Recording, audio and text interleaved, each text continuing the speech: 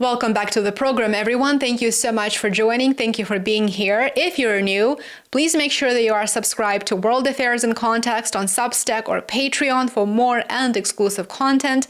Just follow the links in the video description below to get connected. I would absolutely love to see you there. So I have big news for you today. China just ordered its banks to limit their exposure to US government bonds, to US Treasuries. So let's talk about what just happened with China, US Treasuries, and why this story matters a lot more than the headlines may suggest. Chinese regulators told banks to limit their exposure to US government bonds. No formal announcement, there hasn't been a press conference to my knowledge, just verbal guidance that was passed along to some of the country's biggest banks. Remember, in my recent interview with Larry McDonald, we discussed global investors reducing exposure to dollar-denominated assets. Larry, who is a financial expert, explained why this is happening in great detail, and if you haven't watched that interview just yet, please check it out next. It's rather short, but I believe that you will learn a lot from it. I will link it in the description below for those who are interested. So China's move to limit exposure to US Treasuries taps straight into a much bigger global conversation about risk and whether US debt is still the unquestioned safe haven that it's been for decades. Now, the global shift away from the dollar is out in the open right now. It's no longer a conspiracy theory.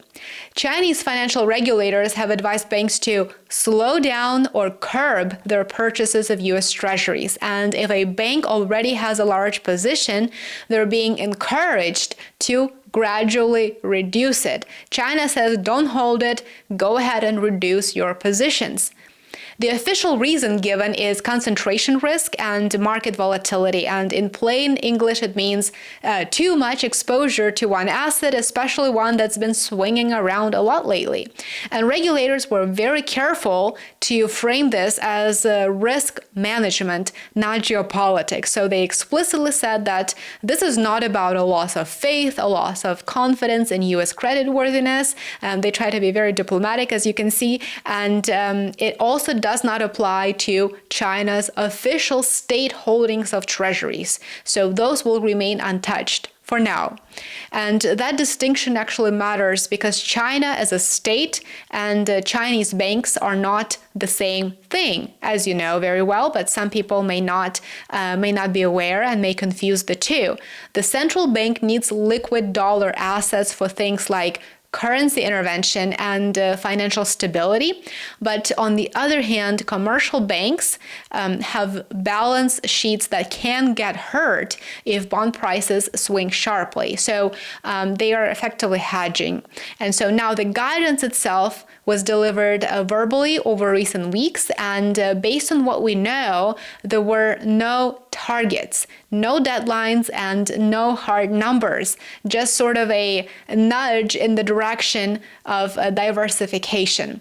But guess what? Global financial markets did notice this.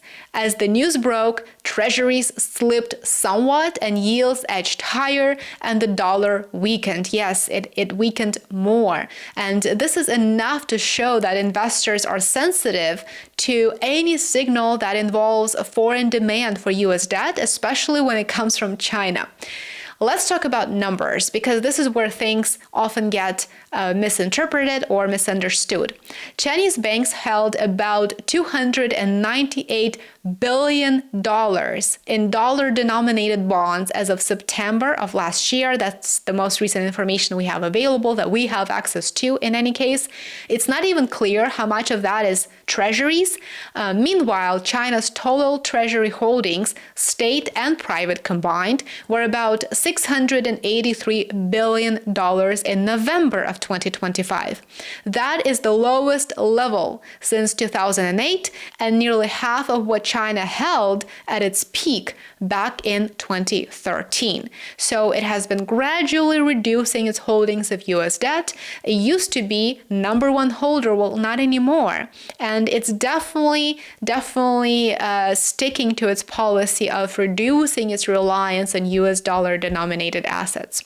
China used to be the largest foreign creditor to the United States, and that ended years ago. So Japan passed China back in 2019, and the UK overtook China last year. So when people hear China cutting treasuries, it sounds very dramatic, naturally, but the reality is China has been slowly reducing exposure for over a decade already. And here's where the context actually becomes very, very important. Global investors are already questioning Washington's fiscal discipline, and they have been for several years now. U.S. deficits are massive, truly massive. Debt issuance is out of control, and on top of that, there are growing doubts about long-term dollar policy. President Trump has openly said that he's comfortable with a weaker dollar, and he's made threats about tariffs, floated wild geopolitical ideas like Greenland, and he repeatedly pressured the Federal Reserve in the past. So all of that feeds into global uncertainty. Trump might be comfortable with a weaker dollar to boost U.S. exports, among many other things, but that is a very questionable path to pursue if that's what he's after. Last month, a Deutsche Bank analyst even warned that European money managers could start trimming U.S. assets in response to political risk. Remember, several weeks ago, I uploaded a video on European pension plans actually reducing their U.S. Treasuries holdings as well. We're not talking about China or other foreign states. We're talking about European pension plans that are very, very conservative, saying we need to exit U.S. debt because we can't trust U.S. foreign policy, we can't trust U.S. fiscal discipline anymore, and we're going to take our money elsewhere. And that's precisely what they're doing right now. And not because the United States is about to default, but because the direction of policy feels less predictable. And that is the key theme here, predictability. China's regulators are looking at a world where bond markets are moving violently, volatility is out of control. Gold just surged and then suffered its biggest drop in 4 decades. Several days ago, by the way, I uploaded an entire video with the details of why gold crashed, why silver crashed, and what to expect from gold in the future. I sort of discussed that very briefly in the video. And on top of that, Japan's government bond market saw a $41 billion meltdown as well in recent weeks. So volatility is literally everywhere. In that environment, holding too much long-duration U.S. debt becomes too risky, especially for banks that need stable balance sheets. China's move to reduce holdings of U.S. debt reinforces a broader global trend. For example, India and Brazil have already been reducing exposure. Investors are hunting for alternatives. Gold keeps coming up, and so do other currencies and assets, to be honest with you. And so if China were to aggressively dump treasuries, yields would spike, markets would seize up, and the global financial system would feel it immediately. Everyone knows that, including China.